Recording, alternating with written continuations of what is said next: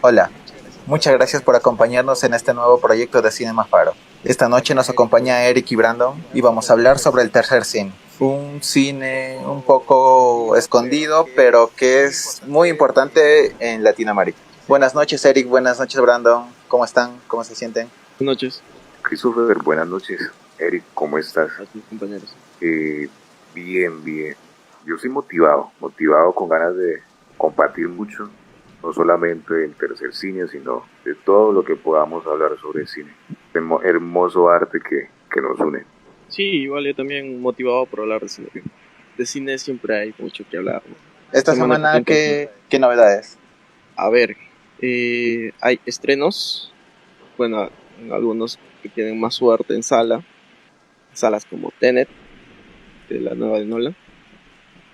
Hay festivales de Venecia que se está haciendo ahora, y hace poco hubo el Festival de Cine de Lima, acá en Perú, que estuvo bastante interesante, controversial, y por primera vez se hizo pues, de manera virtual, ¿no? A ver, si les daría recomendaciones, recomendaría la ganadora, que es La Fiebre. Es un documental sobre la identidad amazónica y en cómo el occidentalismo choca contra lo tradicional. Y por ahí, que si bien no le fue tan bien en el festival, que es Manco Cápac, es una película puneña, muy buena, se ve muy buena, que habla un poco sobre la sociedad andina, ¿no? Que es un viaje de este personaje, ¿no? Manco Cápac, sobre la realidad andina, que tiene que sobrevivir, cómo son las personas y todo eso. Muy buena la película. Brandon, ¿tú qué novedades? Eric, te faltó mencionar que también está el Festival de Cine Alemán, ¿no? Que ahora es gratuito, se va a poder ver por la página oficial del festival a partir de hecho, creo que es a partir de hoy, sí, a partir de hoy hasta el 14 de septiembre. A partir de hoy, 11 de septiembre. Sí.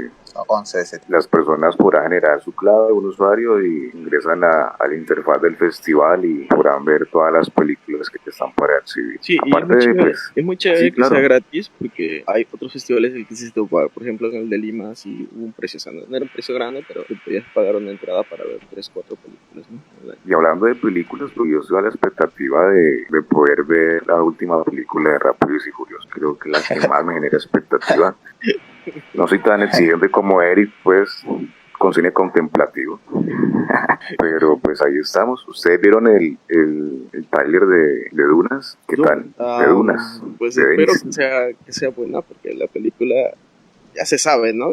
Que es muy difícil de adaptar. Si bien Denis Villeneuve hizo un buen trabajo con Blade Runner, últimamente es ciencia ficción, pero como que el tráiler no me movió mucho. O sea, vamos a esperar. Dices que no te había gustado.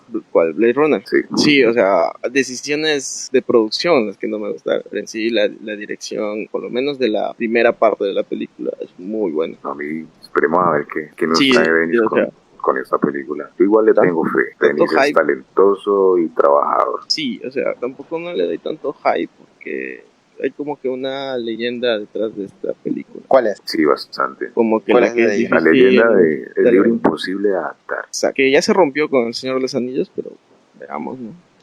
Por ejemplo, una que se rompió pues es El Señor de los Anillos, que también tenía esa leyenda. Hay una adaptación en los, creo que por los 70 de David Lynch, que no es tan buena, la verdad. Creo que fue problemas de producción o no, pero igual es demasiado difícil adaptar, y en los 70 con la precariedad en cuanto a tecnología, me imagino que mucho más que ahora, ¿no? Es de 84 la película. ¿Qué año? 84, 1984. Ah, perdón, era los 80. Bueno, la estética es muy ochentera. Creo que hay un cantante, ¿no? Sting, creo. ¿Dónde, en la película? Sí, en la de que lo produce. No, mira que no lo tengo referenciado. Solamente sé que la música la hizo Toto. Ahí está, Toto. Él era. Sí, Toto. Sí, un dato curioso es que la adaptación para televisión no sale el nombre de David Lynch, no sale el nombre de Alan Smithy, nombre genérico que ponen cuando quieren desvincularse de una obra, ¿no? Es un tema muy interesante, pero no sé si va a tocarlo ahora. Sí va. No, es un tema aparte. Que investiguen. Claro, investiguen. Tal vez en un programa próximo vamos a hablar sobre las adaptaciones, pero claro, pues hoy vamos a limitarnos a las novedades.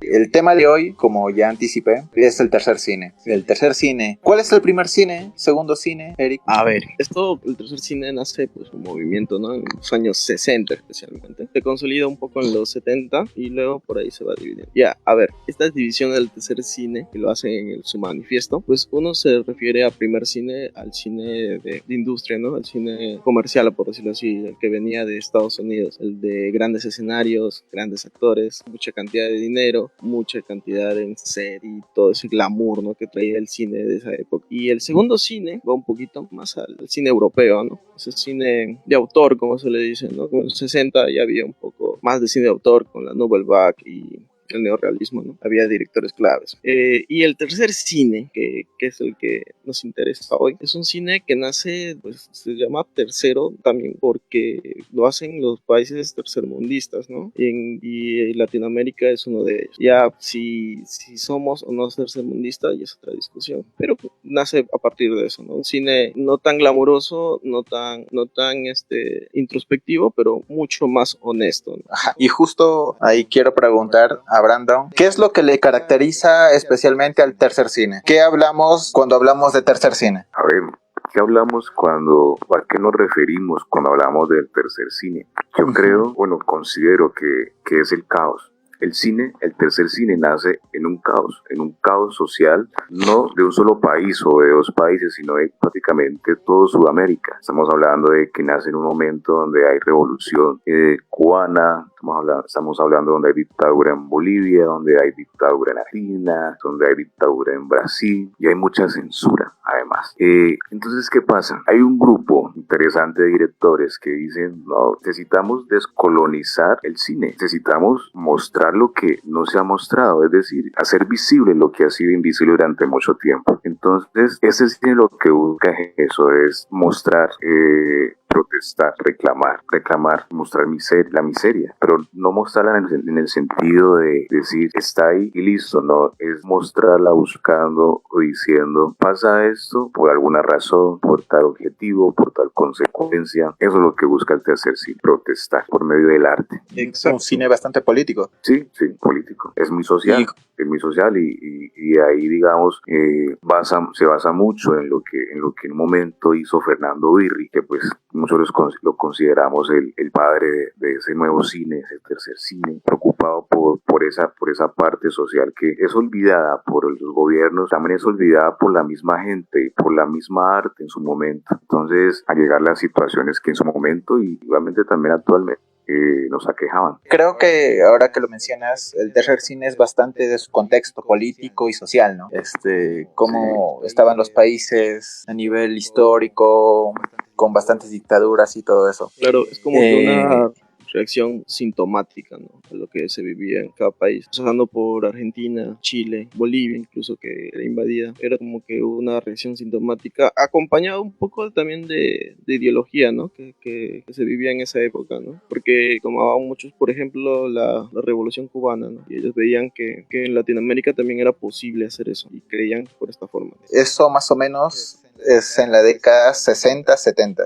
Y quisiera saber, Eric, en el momento que firmaron el manifiesto, ¿cómo estaba esos años el cine latinoamericano? Pre-tercer cine, iniciando tercer cine. Primero, para el manifiesto, lo conversábamos con Brandon previo, que hay como que muchas fechas, ¿no? Pero ya se toma los 60, ¿no?, que se firma el manifiesto. Porque para hablar de tercer cine existen 3 manifiestos. Una que es el manifiesto de Birri, que es el manifiesto de Santa Fe. Otra es el hacia un tercer cine y otro es un manifiesto cubano. Bien, el cine en los 60, antes del tercer cine, era mucho de lo que se quería ver, ¿no? Mucho de lo que el Estado o los dictadores querían mostrar, y era un cine sumamente deshonesto con su población, no había representación, nadie se sentía representado, y era un cine como que para un sector nada más, o sea, no era un cine universal que se buscaba. ¿Algún aporte, algo que complementes, Brandon? Algo que toca también, ¿no?, que es importante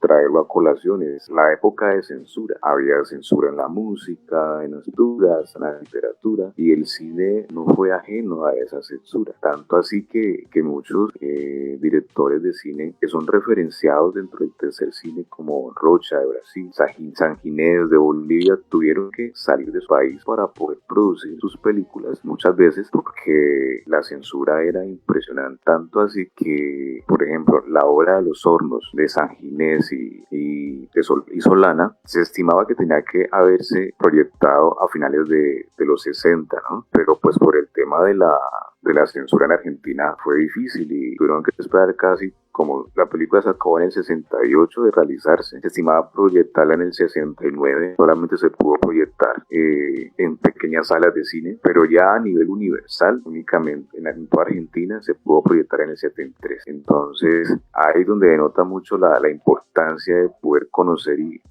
saber lo que afectó la censura al cine, que de hecho no solamente se censuraron películas políticas, muchos países, esas generaciones se privaron de ver en su momento películas como Odisea en el espacio de Kubrick, entre otras. Sí, ahora que hablas un poco de la censura, además de La Hora de los Hornos, alguien que fue muy censurado y perseguido, incluso se fue al exilio, es Patricio Guzmán, ¿no?, que hizo la Batalla de Chile, ¿no?, que prácticamente vivió una odisea para estrenar su película, fue detenido incluso y tuvieron que pasar, si no era por ayuda extranjera, esa película nunca la hubiésemos visto. No, y es claro, hay muchas películas que primero se estrenaron en el extranjero, en en Europa especialmente, ganaron hasta premios, pero fueron muchos años después que lograron presentarse en forma en su país de origen. El caso, por ejemplo, de La Hora de los Hornos, ganó varios premios en Europa, pero en Argentina mucha gente no lo conocía, simplemente era un cuento, una leyenda, el documental en sí. ¿Cuáles son los representantes del tercer cine?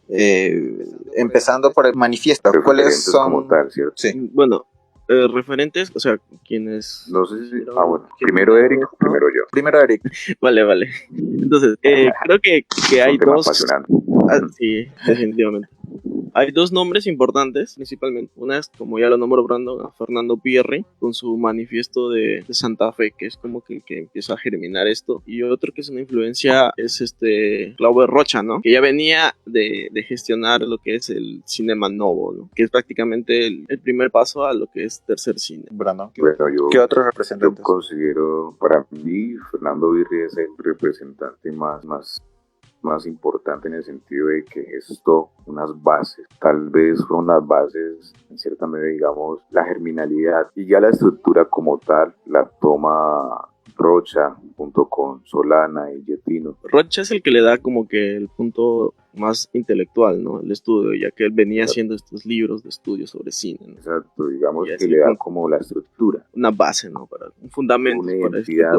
Exacto. Ajá. Para mí eso es lo más importante. Bueno, y en Cuba pues estaba Alea, ¿no? Que es como el más representativo dentro de esa época. Y de hecho, aunque no se menciona mucho, en el caso colombiano, por ejemplo, tuvimos a aunque ella, digamos, una mujer, ella empieza a hacer cine, pero empieza a hacer a partir de los años 70, que es la maestra Marta Rodríguez. Ella aún vive, tiene ahora en diciembre cumple 87 años, que inclusive es conocida en el extranjero, especialmente en Bolivia, más que en Colombia. Hizo 3 documentales impresionantes, uno especialmente referido a los indígenas, y que mostraba el problema que había en Colombia con la situación social que vivían los indígenas de nuestro territorio en ese momento, los cuales eran pues invisibilizados y tratados como un ente más, no tenían derechos. No sé, de pronto en Perú, ¿qué referente tengan ustedes o tenían en su momento?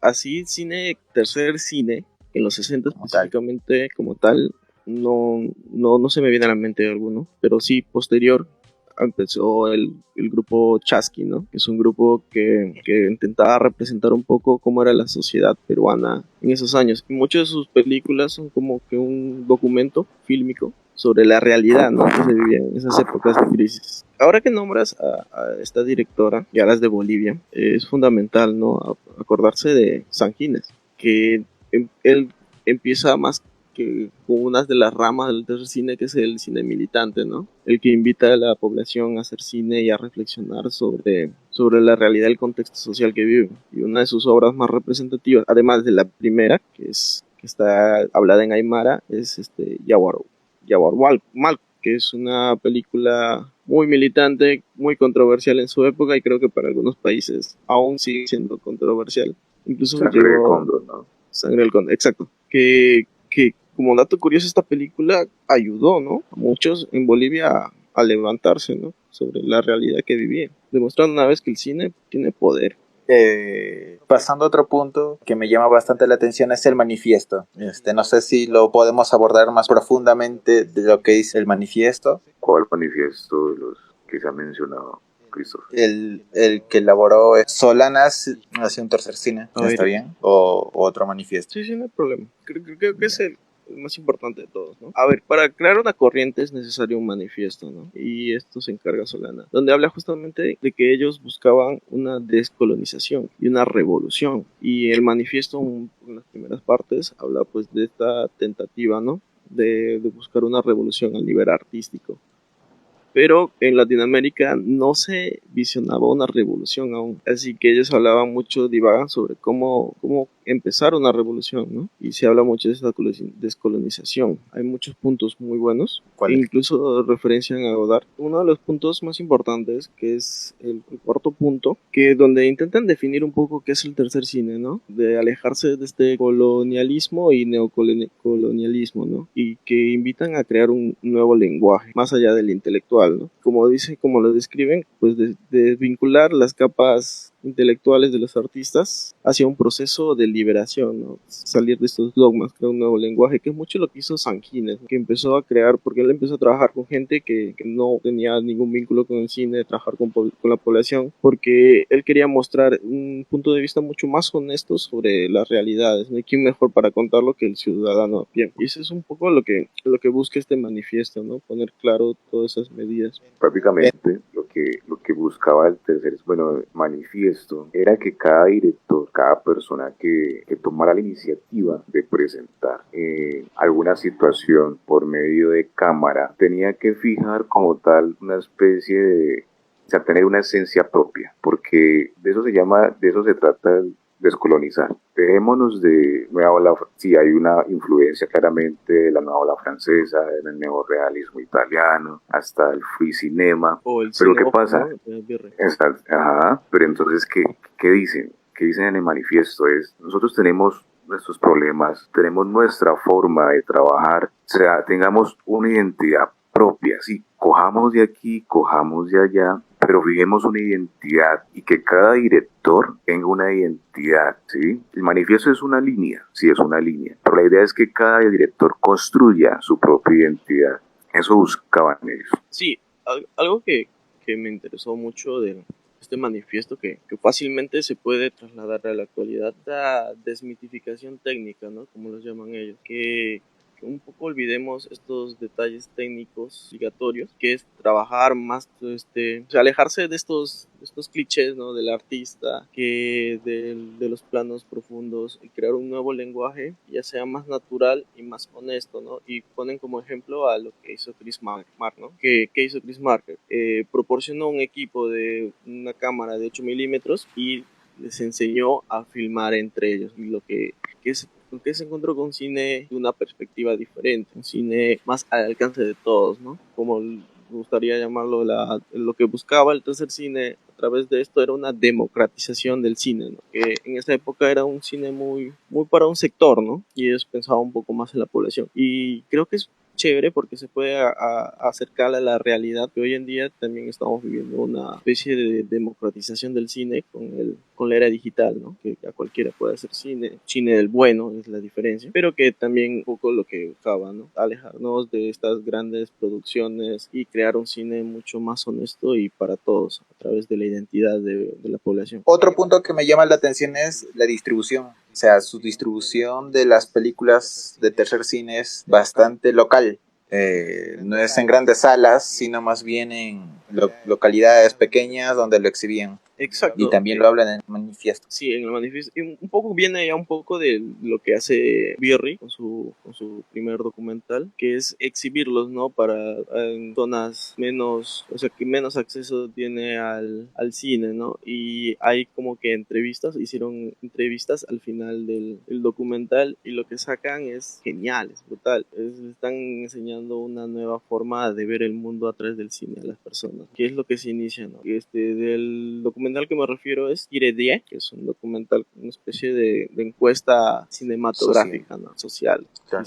Ahora que Eric mencionaba pues a Tire 10, Birri, por algo lo mencionaba yo, ese padre de ese tercer cine. Él primero fue a estudiar, de hecho nació digamos en un contexto muy, muy artístico, papá, mamá, abuelos eran pintores, músicos, y él se fue a estudiar a la escuela experimental de Roma, que es la más importante de Europa, la más antigua, más o menos en el año 1950, si mal no recuerdo. Ya estamos viendo en esa época que el cine neorrealismo estaba, digamos, en decadencia, pero todo eso que él vio, todo eso que él aprendió en la escuela experimental de Roma, lo toma y lo trae a Argentina, especialmente en Santa Fe, y dice, no, yo necesito retratar lo que pasa en donde yo nací, y crea la escuela, la famosa escuela de cine de Santa Fe, y coge más o menos como a 110 muchachos que no tienen absolutamente nada de experiencia con este cine, con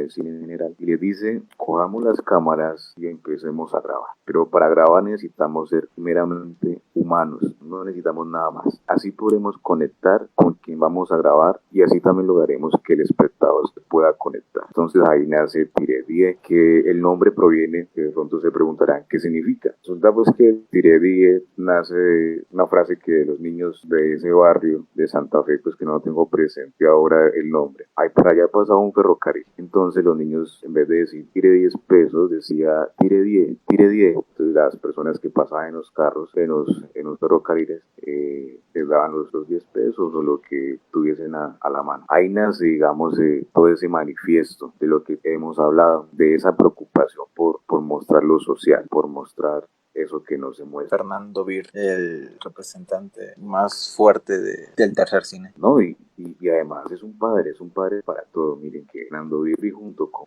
Gabriel García que crea la Escuela de Televisión de San Antonio de Baños en el año 86, si mal no recuerdo, en Cuba, preocupados por eso mismo, traer gente que quiere hacer cine, que quiere mostrar una realidad y enseñarles a hacer cine, a crear su propio lenguaje. Tiempo atrás, Birri también ayuda a la fundación de la Escuela Documental de Sao Paulo. Estamos hablando de que Birri es el patriarca de todo esto. Sí, la verdad sí. Cuando leo sobre sus métodos de trabajo, que incluso hasta hoy en día, cuando llevé cursos de cine, son muy actuales, ¿no? O sea, el método de trabajo es muy directo y que permite sacar lo mejor, ¿no? Y es muy chévere que estos métodos hasta hoy en día se utilizan y deja muy claro la importancia de Birri en Latinoamérica. Cosa curiosa es que casi ni se lo nombra. Eso es lo curioso. Incluso puedes encontrar sus películas libres en YouTube, ¿no? Dos de las principales. Aunque sí, encontrar más de él es un poquito más difícil. Y además es que la forma que lo graba y en el contexto y el lugar, sumamente difícil poder encontrar sus películas, ¿no? Porque no existía esta distribución especialmente para ese tipo de películas. Hablando de las películas, ¿cuáles son las películas que recomendaría del tercer cine? Ya mencionaron algunos, La Hora de los Hornos, Tiredie, Yaguaramalcu. ¿Qué otros recomendarían? Hay una que me encanta, que es muy buena, que es Memoria de Subdesarrollo, que nace, que es una película cubana, ¿no? Que ya lo nombró al director Ale, que es un director que tiene solo éxitos en Cuba. Tiene un peliculón como Fresa y Chocolate y La muerte de un burócrata, ¿no? Pero me gusta especialmente Memoria de Desarrollo porque te da este espíritu post-revolución, ¿no? Que siente Cuba. Un poco de un cansancio, ¿no? Por cómo estaba viviendo Cuba. Pues, prácticamente hablando de esta revolución perdida, ¿no? Que, muy buena la película. Yo la hago un símil junto con la Dolce Vita, aunque también tiene mucho de cine francés, de Nouvelle Vague, ¿no? Muy recomendable. Tú, Brandon, ¿qué película recomendarías del tercer cine? Pues a ver, ya hemos hablado de un poquito de La Hora de los Hornos, hemos mencionado, ahora Memorias de Subdesarrollo, que es un peliculón, es una de mis favoritas. Yo quisiera mencionar una, y es de la maestra Marta Rodríguez, colombiana ella, y ahora en diciembre cumple, reitero otra vez, 87 años y sigue siendo cine. Se llama Chircales. Chircales es un documental, más o menos se hizo entre el 66 y el 72, en una zona rural. Bogotá en esa época no era tan grande, la capital, y muestra la vida o la cotidianidad de una familia que se dedica a la elaboración artesanal de ladrillo. El film destaca muchas cosas políticas, sociales, y muestra cómo los niños menores de edad, ellos tienen que trabajar sol a sol para producir el ladrillo. Colombia tal vez no pasó por una dictadura, pero sí que pasó por problemas sociales bastante complicados en cuanto al tema de la miseria. Considero que Chircales es un documental que refleja mucho de lo que afrontaba Colombia en esa época. Qué interesante. Y entonces ahí tenemos 4 películas: La Hora de los Hornos, Tiredie, Memorias del Subdesarrollo, Yaguaramalcu y Chircales se llama. Agregaría por ahí Dios y el Diablo en la Tierra, de Glauber Rocha. Sí, eso iba a decir, nos estamos olvidando de Rocha. Otro que quería acotar, que vino un poco de la charla que teníamos comprando, es sobre Aldo Francia, ¿no? El director de... Nos estamos olvidando de Francia. el director de ¿Quién es Aldo Francia? Valparaíso, que es una figura clave, que él ya venía queriendo formar esto, ¿no? Este manifiesto del tercer cine. Él ya venía esbozando ideas, consolidándose, y es fundamental en el cine chileno porque él crea la escuela de cine en el 67. Y no solo eso, crea el Festival de Villa del Mar, donde se firma, ¿no? Donde es el Festival de Viña del Mar es el lugar donde se va consolidando un poco esto, lo que es el tercer cine, ¿no? Ya con varias ediciones, creo que la tercera edición ya por fin se firma un manifiesto con Sí, todo lo que quería de venía. pronto, como tal ya el Festival de Cine Villa del Mar ya existía, sino que en el 67, digamos, como dice Eric, nace esa iniciativa de reunir cine latinoamericano en un solo sitio. Una idea que ya venía del 62 con Francia, cuando crea el Cineclub de Villa del Mar en Ciudad Jardín, pero únicamente el Cineclub pues, lo que buscaba era proyectar películas de directores chilenos, directores uruguayos, argentinos, que la gente pues no conocía. Dada la acogida y dada la situación política del país y los países vecinos, se incentiva buscar un espacio donde todos esos cineastas pudieran proyectar su película, exhibirla y que la gente, las personas los conocieran. Es ahí donde nace ya como tal todo ese recorrido que hemos mencionado. Sí, y acá revisando un poco sobre Aldo Francia, él también es un ejemplo, ¿no? De lo que es el tercer cine, es un hijo además de considerado el cine moderno, padre del cine moderno, ¿no? Chileno. Porque él, ¿cierto? en su origen no era cineasta, él era médico, pediatra, y su afición por su amor por el cine lo llevó a ser director de cine y a fundamentar y a crear el tercer cine, ¿no? Mira hasta dónde te lleva el amor por el cine. Lo que quiere hacer Eric con su cine amazónico. Sí, ¿por qué no? ¿Por qué no? Eric Y que trabajamos Eric es mi Fiscarraldo peruano. El futuro, el futuro. El futuro. el hijo de Herzog, ya quisiera. Pasarás tu teatro por encima de una montaña, estoy seguro que sí. No, y es curioso porque el cine que hacemos, especialmente lo que es cine amazónico, está muy fundamentado en lo que es el tercer cine, ¿no? Acá lo llamamos cine guerrilla, Sí, claro. ¿no? Para especificar, el tercer cine tiene varias corrientes, una de esas es el cine guerrilla, otro es el cine militante y el cine de liberación, ¿no? Lo que se practica en la selva, digamos, es un cine de guerrilla. Trabajamos con lo que tenemos y mostramos lo que realmente es la cosa, con suma honestidad. Las recomendaciones: La hora de los hornos, Tire 10, Dios y el diablo en la tierra del sol de Rocha, Chircales de Marta Rodríguez, Memorias del subdesarrollo y Jaguar Malcu. Son las recomendaciones de Eric y Brandon. Ya que estuvimos hablando de Chile, pues no queda, está de más recomendar, ¿no? El Chacal de Nahuel Toro, ¿no? Película. Sí, claro. En esa película, Miguel, yo creo que no solamente retrata el contexto social, que realmente es una historia real en que se basa la película, sino que se mete o ingresa en la mente del protagonista y creo que hace una especie de dicotomía. Yo siempre lo vi así, fue más allá de lo social. Coincido. A mí lo que me gusta es cómo te plantea como protagonista quizás como uno de las escalas más bajas, ¿no? Porque estamos hablando de un analfabeto, ¿no? Un campesino de a pie, y lo que te muestra esa introspectiva que va viendo el personaje es muy buena. Que el Lee ya tiene varias películas buenas, ¿no? No solo esa, ¿no? Puede ser La Tierra Prometida también, que es más de los 70 esa película. Tres Tristes Tigres también, ese es del 68 si mal no recuerdo. Es una joya y bastante provocadora la película. Sí, es un poco como que el cine que hacía Sanguines, ¿no? Yo lo encuentro Sí, muy parecido, sí. el cine que muestra al indígena, ¿no? Bueno, chicos, hasta aquí llega el tercer cine. No sé lo último que puedan agregar, porque creo que ya cerramos, al menos de una manera amplia, todo lo que es el tercer cine. ¿Algunas últimas palabras?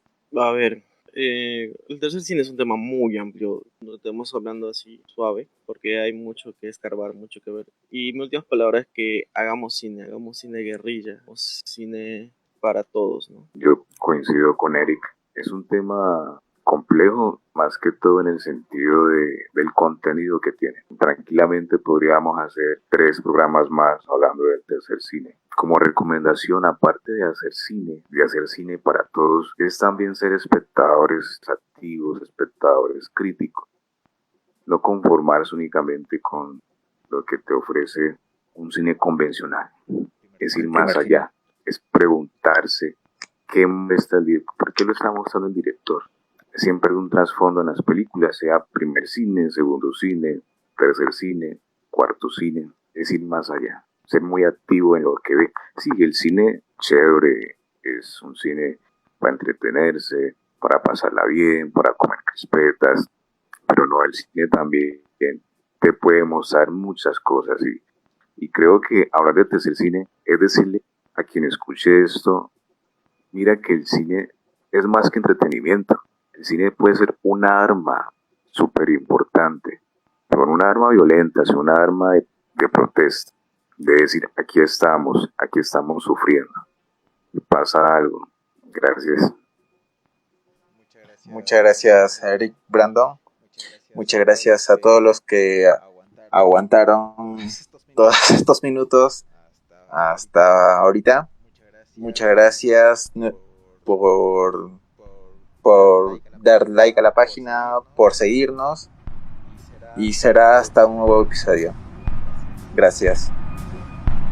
Gracias.